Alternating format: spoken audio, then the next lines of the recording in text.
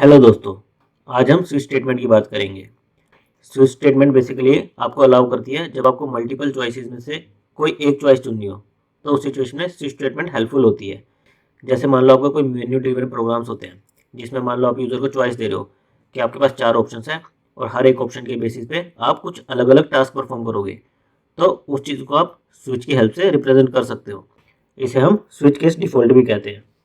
इसको as a alternative of if else भी देखा जाता है कि जो काम हम स्विच से करते हैं जनरली वो हम इफ एल्स के थ्रू भी कर सकते हैं। इसका जो जनरल सिंटैक्स होता है वो ये रहता है। सबसे पहले आपका आता है स्विच कीवर्ड, उसके बाद आपके आते हैं पैरेंथेसिस। पैरेंथेसिस में आपकी कोई एक्सप्रेशन आती है। एक्सप्रेशन आपकी अर्थमेटिक भी हो सकती है, लॉजिकल एक्सप्रेशन भी हो सकती है, रिलेशनल एक्सप्रेशन भी हो सकती है, जैसे एक्स लेस देन 10 या एक्स इक्वल टू 10। फिर आपके आते हैं ब्रैकेट्स, और ब्रैकेट्स के अंदर आपकी होती है स्विच की बॉडी। स्विच की बॉडी में आप लिखते हो केसेस। केस लिखने का जो सिंटैक्स होता है वो होता है केस, उसके बाद आपकी कोई एक कांस्टेंट एक्सप्रेशन होती है, फिर उसकी बॉडी होती है, उसके अंदर आप कुछ काम करते हो और फिर ब्रेक लिखते हो। फिर आप दूसरा केस लिखते हो, सेम केस कांस्टेंट 2, उसकी बॉडी, फिर ब्रेक। फिर इसी तरह अगला केस केस कांस्टेंट 3, कुछ काम किया एंड ब्रेक। और लास्ट में आपका आता है डिफॉल्ट ब्लॉक। इसमें आप डिफॉल्ट लिखते हो, कोलन लगाते हो और उसकी बॉडी और लास्ट में ब्रेक। तो यहाँ पर जो आपकी एक्सप्रेशन होती है उसका आउटपुट कोई कांस्टेंट वैल्यू होना चाहिए। जैसे मान लो 2 इंटू 3 प्लस 2 8, ये कांस्टेंट एक्सप्रेशन है। क्योंकि जो ये आपकी कांस्टेंट एक्सप्रेशन है ना, ये आपके केस के आगे जो आपने कांस्टेंट्स लिखे हैं उससे मैच होती है। जिस भी कांस्टेंट से वो मैच करती है वो वाले केस की बॉडी आपकी एग्जीक्यूट हो जाती है। अगर वो किसी से भी मैच ना करे, मान लो आपने जितने भी केसेस लिखे, एक्सप्रेशन की वैल्यू किसी भी केस से मैच नहीं करती, तो वो सीधा डिफॉल्ट ब्लॉक में चली जाती है और आपका डिफॉल्ट ब्लॉक एग्जीक्यूट होता है। उसके अलावा आपके जो ये कॉन्स्टेंट्स होते हैं, कॉन्स्टेंट 1, कॉन्स्टेंट 2, कॉन्स्टेंट 3, ये सारे डिफरेंट होने चाहिए।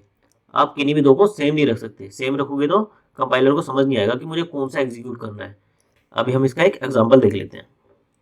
यहाँ पर मैंने क्या किया है, एक इंटीजर वेरिएबल लिया है आई, जिसकी वैल्यू मैंने दी है 2।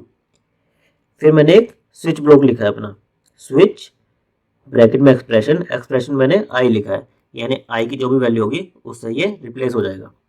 फिर पैरेंथेसिस, उसके अंदर मेरी बॉडी है और बॉडी के अंदर मैंने कुछ केसेस लिखे हैं, टोटल 3 केसेस लिखे हैं और एक डिफॉल्ट ब्लॉक है। केस के आगे मैंने क्या क्या लिखा है, 1 2 3। अगर 1 2 या 3 में से कोई आई की वैल्यू होगी तो उसके कॉरस्पॉन्डिंग बॉडी एग्जीक्यूट हो जाएगी। और अगर आई की वैल्यू कोई और होगी, मान लो 4 या 5 6 कुछ और होगी, तो मेरा डिफॉल्ट ब्लॉक एग्जीक्यूट हो जाएगा।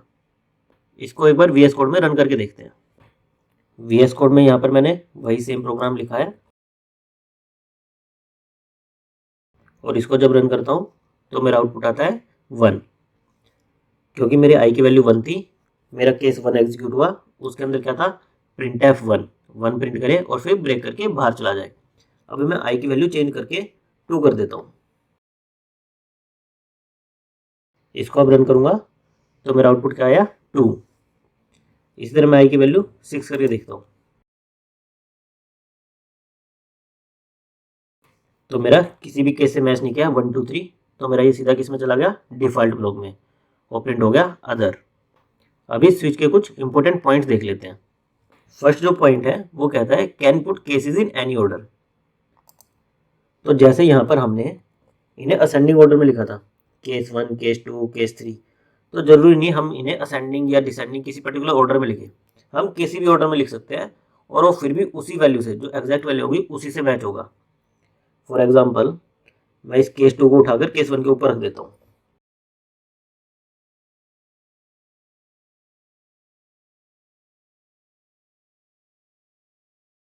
अब इसको रन करके देखता हूँ। मेरा प्रोग्राम सक्सेसफुली कंपाइल हुआ और अभी भी डिफॉल्ट ब्लॉक एग्जीक्यूट हुआ, क्योंकि आई की वैल्यू किसी से भी मैच नहीं करी। अब मैं आई की वैल्यू फिर से 1 कर देता हूँ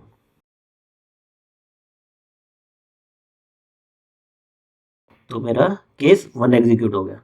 तो हम केसेस को किसी भी ऑर्डर में रख सकते हैं। नेक्स्ट जो पॉइंट है, कहता है can use char value in case and switch.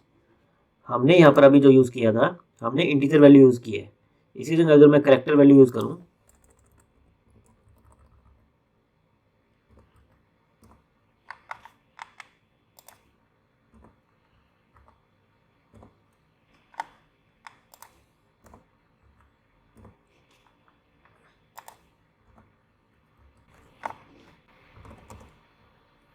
तो भी मेरा प्रोग्राम सक्सेसफुली कंपाइल होगा और रन करूँगा तो वो करेक्टर वैल्यू से मैच करके उसका केस प्रिंट करा देगा।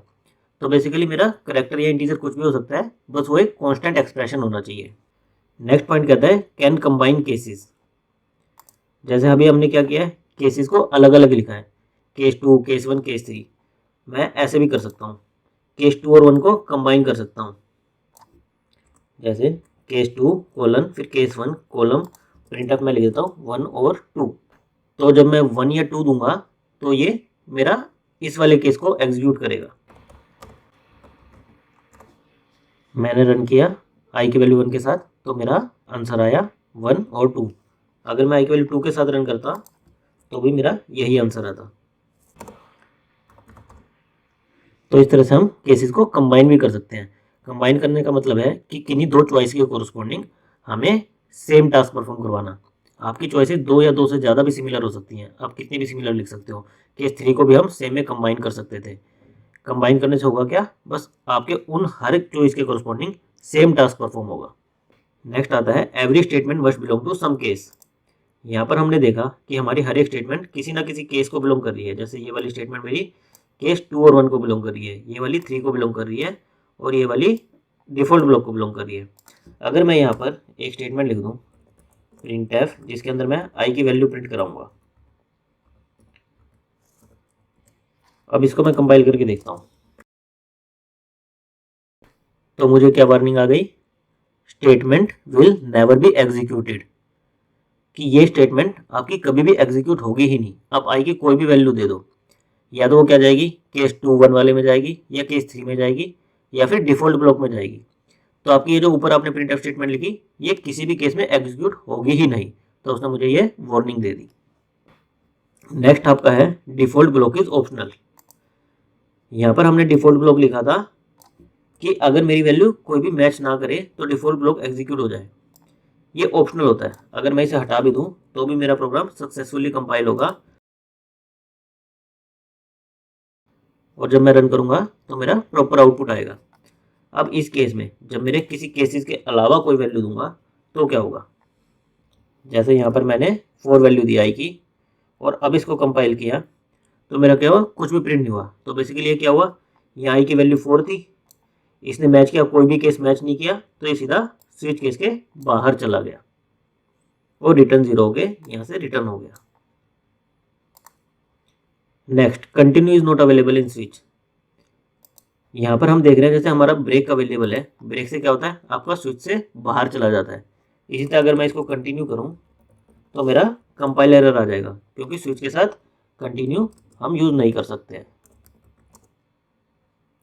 Error continue statement not with in A loop. Continue का यूज हम केवल लूप के साथ कर सकते हैं, स्विच के साथ हम यूज नहीं कर सकते। लास्ट पॉइंट है आपका case continue to execute until break is encountered. यहाँ पर हमने क्या किया है, हर केस के साथ यहाँ पर हमने ब्रेक दिया था। अगर हम यहाँ पर ब्रेक ना देते, जैसे मान लो मैं ये वाला ब्रेक हटा देता हूँ और आई की वैल्यू मैं 1 के साथ कंपाइल करता हूँ तो मेरा क्या होगा, मेरा आंसर क्या आया 1 और 2, फिर मेरा ये 3 प्रिंट हुआ। राइट, ऐसा क्यों हुआ, तो जब भी हमारी स्विच केस होता है हमारी आई की वैल्यू किसी केस से मैच होती है। इस केस में हमारी इस केस से मैच हुई, फिर क्या करता है ये कंटिन्यूसली इसके बाद जो जो स्टेटमेंट्स लिखे हैं उनको एग्जीक्यूट करना शुरू करता है। इसने ये वाली स्टेटमेंट एग्जीक्यूट की, फिर ये वाली एग्जीक्यूट की, फिर ये वाला प्रिंट ये प्रिंट किया, फिर इसको ब्रेक जब मिलता है तो ये स्विच से बाहर आ जाता है। लेकिन जब तक इसको ब्रेक नहीं मिलता वो स्टेटमेंट्स को एग्जीक्यूट करता जाता है। इसीलिए केस के बाद ब्रेक लिखना जरूरी होता है ताकि आप जो इंस्ट्रक्शन एग्जीक्यूट नहीं करना चाह रहे हो वो अननेसेसरीली एग्जीक्यूट ना हो। अभी जो काम हम स्विच के साथ कर रहे थे हम ये इफ एल्स के साथ भी कर सकते थे। जैसे हम कंडीशन लिख देते इफ आई इक्वल टू 1 और 2 देन ये वाला प्रिंट हो जाए, इफ आई इक्वल टू 3 ये प्रिंट हो जाए, अदरवाइज मेरा कुछ और प्रिंट हो जाए। तो स्विच और इफ एल्स में क्या डिफरेंस है बेसिकली और हमें कब किसका यूज करना चाहिए इस चीज को एक बार देख लेते हैं। ये आपका कुछ इफ एल्स ऐसे लिखते हैं, इफ कंडीशन कुछ काम करो एल्स कुछ दूसरा काम करो। और स्विच में हम क्या लिखते हैं, कोई हम एक्सप्रेशन दे देते हैं और फिर केस के कोरस्पॉन्डिंग वो मैच करता है, जिस केस पे मैच कर गया उसके कोरस्पॉन्डिंग वो एग्जीक्यूट कर देगा। तो जो सबसे पहला लिमिटेशन है स्विच की वो ये है कि स्विच की एक्सप्रेशन हमारी कांस्टेंट एक्सप्रेशन होनी चाहिए और जो हमारे केसेस हैं उनके आगे भी कांस्टेंट वैल्यू ही होनी चाहिए। तो हम केस के अंदर ऐसा नहीं लिख सकते case x less than equal to 10, जैसे हम इफ कंडीशन में लिख देते थे ना, if x less than 10 then print x is less than 10। ऐसे हम केस के अंदर नहीं लिख सकते। केस के अंदर हमें कोई कांस्टेंट वैल्यू देनी पड़ेगी, जैसे केस 10 तो वो 10 के ही केस में एग्जीक्यूट होगा, लेकिन उससे छोटी या बड़ी कुछ और वैल्यू देंगे तो वो उसको मैच नहीं करेगा। तो इस टाइप के रिलेशनल स्टेटमेंट्स हम केस के अंदर नहीं लिख सकते। यहाँ पर कांस्टेंट 1 कांस्टेंट 2 इनकी जगह हम कोई रिलेशनल स्टेटमेंट नहीं लिख सकते। इसी तरह केस के अंदर आपकी कोई कांस्टेंट एक्सप्रेशन होनी चाहिए, तो कोई भी अरिथमेटिक एक्सप्रेशन जैसे 2+3 2 इंटू 3+2 ये सब तो अलाउड है क्योंकि उनकी कांस्टेंट वैल्यू आएगी। जैसे 2+3 की वैल्यू आएगी 5 तो आपका केस बन जाएगा केस 5।